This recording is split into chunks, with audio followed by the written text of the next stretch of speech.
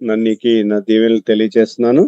ఇప్పుడు మనం దేవుని వాక్యాన్ని వినబోతున్నాం. ఈ రోజు మనకి దేవుని వాక్యాన్ని అందించడానికి మరి యవన బిడ్డ రూబీ ఏర్పాటు చేయబడింది. మరి రూబీని ఇప్పుడు దేవుని వాక్యాన్ని పంచుకోవాల్సిందిగా కోరుతున్నాను. ప్రైజ్ ది లార్డ్ అంకుల్, అందరికీ ప్రైజ్ ది లార్డ్. నాకు మెసేజ్ చెప్పడానికి అవకాశం ఇచ్చిన దేవాదేవుడికి చాలా తెలుసుకుంటున్నాను. అలాగే నాకు అవకాశం ఇచ్చిన విజయభారతి ఆంటీకి, పీటర్సన్ అంకుల్ కూడా కృతజ్ఞతలు. ఈ రోజు మనందరికీ తెలిసిన స్టోరీ డానియల్ స్టోరీ. అతని లైఫ్ నుండి, అలాగే అబేద్నెగో, షడ్రగో, మేషగో వీళ్ళ నలుగురి లైఫ్ లో నుండి మనం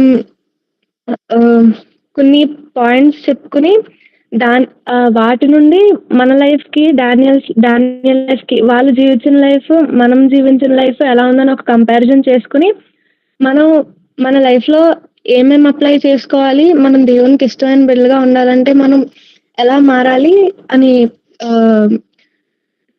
పాయింట్స్ ఇవాళ డిస్కస్ చేసుకుందాము.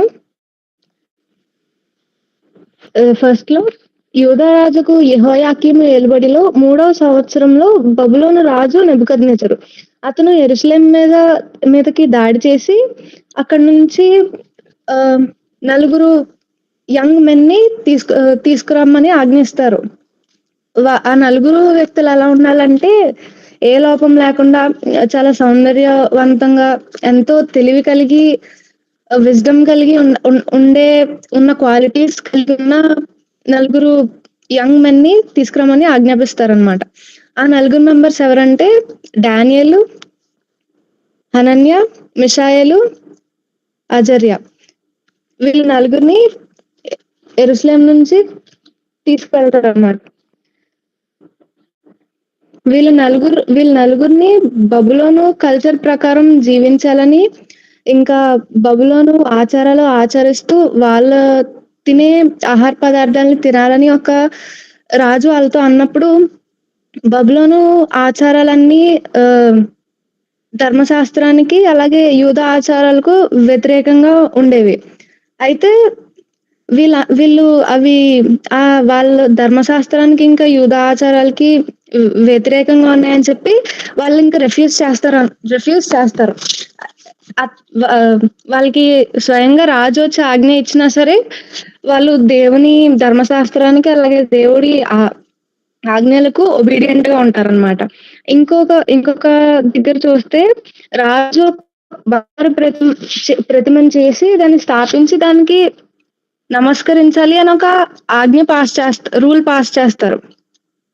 అప్పుడు అక్కడున్న ప్రజలందరూ కూడా ఆ బంగారు ప్రతిమకు నమస్కరిస్తారు, దానికి సాష్టాంగపడి నమస్కారం చేస్తారు.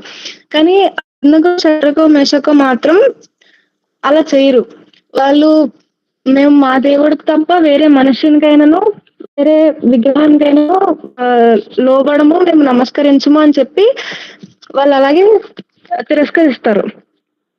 అప్పుడు వాళ్ళకి శిక్ష ఏంటంటే వాళ్ళకి అగ్నిగుండంలో వేస్తారు. అంటే ఎవరైతే ఆ బంగారు ప్రతిమకి నమస్కరించారో వాళ్ళని అగ్నిగుండంలో వేసి చంపేయాలని ఒక ఆజ్ఞ చేస్తారు.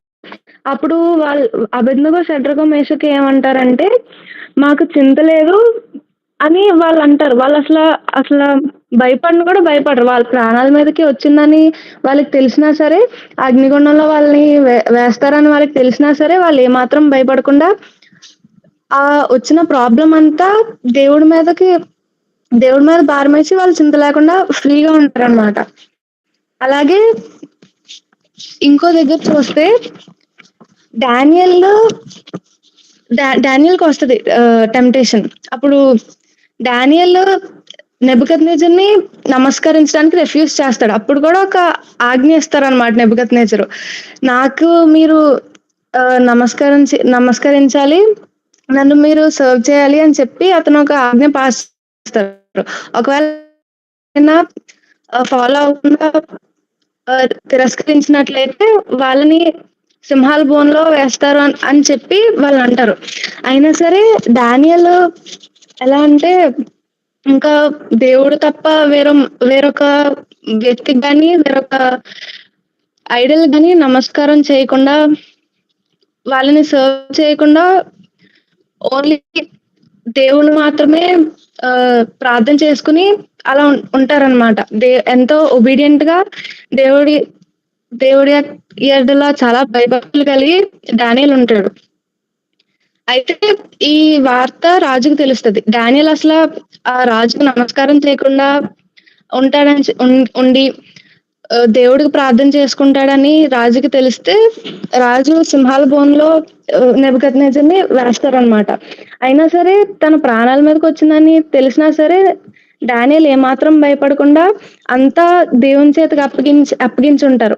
అదే విధంగా తను దేవునికి అప్పగించినందుకు దేవుడు కూడా అతని ప్రాణానికి ఎటువంటి హాని కలగకుండా కాపాడతారు. ఈ స్టోరీలో మనము ఇప్పుడు వరకు చెప్పుకున్న దాంట్లో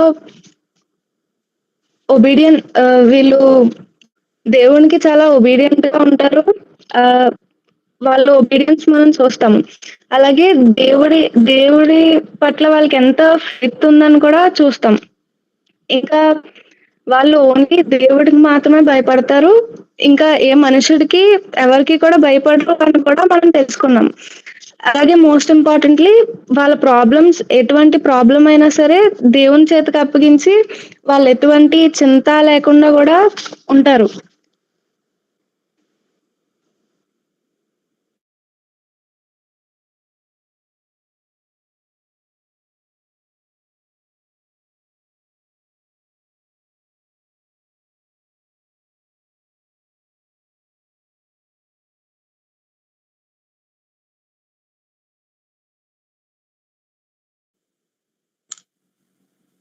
హలో, వాయిస్ కట్ అవుతుందమ్మా.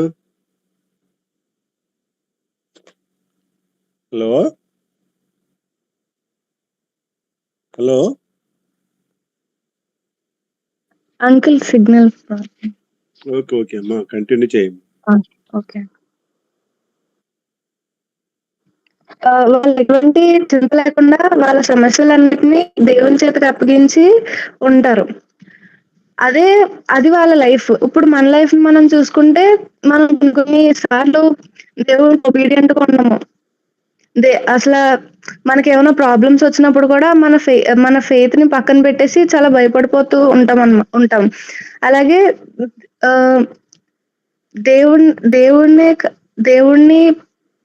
దేవుడికి భయపడడం, ఈ డానియేల్ వీళ్ళంతా ఎలా అంటే ఓన్లీ దేవునికే భయపడి వేరే ఇంకెవరికి కూడా సర్వ్ చేసే వాళ్ళు కాదు. కానీ మనం కూడా కొన్ని సార్లు అది చెయ్యం, తప్పిపోతాం దానిలో కూడా. ఇంకా మనకు ఏమైనా ప్రాబ్లమ్స్ వచ్చినప్పుడు మనం భయపడిపోతూ ఉండడము, లేదా ఈ ప్రాబ్లం దీని సొల్యూషన్ కోసం మనం ఫస్ట్ దేవుడిని అప్రోచ్ అవ్వకుండా మన ఫ్రెండ్స్ కి ఇంకా అలా వేరే సోర్సెస్ ఎతుక్కుంటాము. అలా కాకుండా దేవుని దగ్గరికి వెళ్ళడం అయితే మనం లాస్ట్ లో పెట్టేస్తాం. కానీ ఫస్ట్ మనకి ఏమైనా మన లైఫ్ లో ఏమైనా ప్రాబ్లమ్స్ వచ్చాయంటే మనం భయపడిపోకుండా ఉండి దాన్ని అంతా దేవుని చేతికి అప్పగించుంటే మనం ఏ చింత లేకుండా ఉండేలాగానే మనం ఉండాలి. ఎందుకంటే మన దేవుడు ఎంతో శక్తి కలిగిన దేవుడు. మన దేవుడి ముందు మనకు వచ్చిన ప్రాబ్లమ్స్ అసలు ప్రాబ్లమ్స్ లాగానే కాదు. మన లైఫ్ లో ఎటువంటి సిచ్యువేషన్ వచ్చినా సరే మనం దాన్ని దేవుని చేతిలో ఫస్ట్ దేవుని దగ్గరికి వెళ్ళి ఆయనకి చెప్పి ఆ ప్రాబ్లం అనే దాన్ని దేవుని చేతిలో పెట్టి ఆయన మనకి ఒక పాత్ ని చూపించేలాగా మనం ఉండాలి. అంతేగాని మనం భయపడిపోతూ అలా ఉండకూడదు. అదే మనం ఇక్కడ డానియేల్ విషయంలో చూస్తాం. డానియేల్ కి ఎంత పెద్ద సమస్య వచ్చినా సరే తను దానికి భయపడిపోకుండా దేవుని చేతిలో పెట్టేస్తారు. అతనికి స్వయంగా రాజు వచ్చి ఆజ్ఞాపించినా సరే ఆ ఆజ్ఞ దేవునికి, అతను ఇచ్చిన ఆజ్ఞ దేవుని ధర్మశాస్త్రానికి వ్యతిరేకంగా ఉందని తెలిసి దేవునికి ఒబీడియంట్ గా ఉండి రాజునన్నా సరే రాజు మాట అన్నా సరే అతను రిఫ్యూజ్ చేయడానికి అసలు ఆలోచించలేదు. కానీ మన లైఫ్ లో మనం చూసుకుంటే మనం ఎదుటి వ్యక్తి మనం ఒకవేళ ఇలా అంటే ఏమనుకుంటారు, లేదా వాళ్ళేమైనా అడిగినప్పుడు మనం నో చెప్తే ఏమనుకుంటారో అని వాళ్ళ గురించి ఆలోచించి మనం చాలా చేస్తాం. ఫర్ ఎగ్జాంపుల్ ఇప్పుడు మన ఫ్రెండే మనల్నొచ్చి ఒక మూవీ చూడడానికి థియేటర్‌కెళ్దాం అనంటే, మనం ఇప్పుడు నో అంటే వాళ్ళు ఏమనుకుంటారు? మనం నో అంటే వాళ్ళేం ఫీల్ అవుతారు? అని మనం ఆలోచిస్తాం. కానీ మనం ఒక ఫీల్‌లోనే ఇంత ఆలోచిస్తున్నాం. కానీ డానియల్ అయితే ఒక కింగ్ ఆజ్ఞే దేవునికి వ్యతిరేకంగా ఉందని చెప్పి అతని మాటనే తిరస్కరించాడు అంటే మనం అతని లైఫ్‌లో నుంచి చాలా నేర్చుకోవాలి. అలాగే మనం ఎప్పుడూ దేవునికి ఒబీడియంట్‌గా ఉండాలి. మనం ఎలాంటి విషయాల్లోనైనా సరే మనం ఫస్ట్ దేవుని యెడల మన ఫెయిత్ పెట్టి దేవుని మాటకి, దేవుని ఆజ్ఞలకి చాలా ఒబీడియంట్‌గా ఉండాలి. అలాగే మనం ఈ ప్రపంచంలో ఉన్న మనుషులకి అలాగే వాళ్ళందరికీ భయపడక్కర్లేదు. మనం దేవునికి భయపడితే చాలు. దేవునికి భయపడి దేవుని ఆజ్ఞలను అనుసరించుకుంటూ ఆహ్, ఫెయిత్ దేవునిలో ఉంచితే దేవుడే మనకొక మంచి వేని చూపిస్తారు. అలాగే మన ప్రాబ్లమ్స్ అన్నీ కూడా దేవుని చేతికి అప్పగిస్తే ఆయన మనకొక మంచి సొల్యూషన్ గూడా చూపిస్తారు.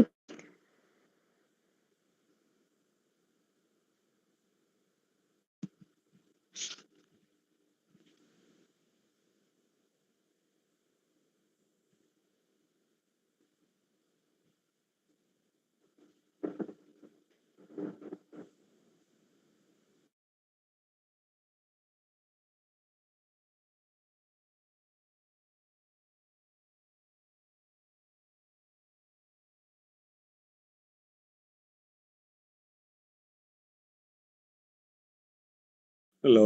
వాయిస్ వినపట్లేదమ్మా.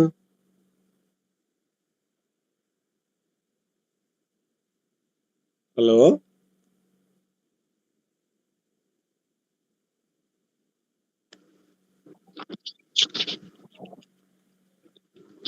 మనం దేవునికి ఎప్పుడూ ఒబీడియంట్‌గా ఉండాలి. అని మనం వీళ్ళ లైఫ్‌లో నుంచి కంపేర్ చేసినప్పుడు మనం ఏమేమైతే మన లైఫ్‌లో అప్లై చేసుకోవాలో తెలుసుకోవాలి. నేను చెప్పిన ఈ చిన్న వాక్యంలో ఏమైనా తప్పులుంటే క్షమించండి. Thank you.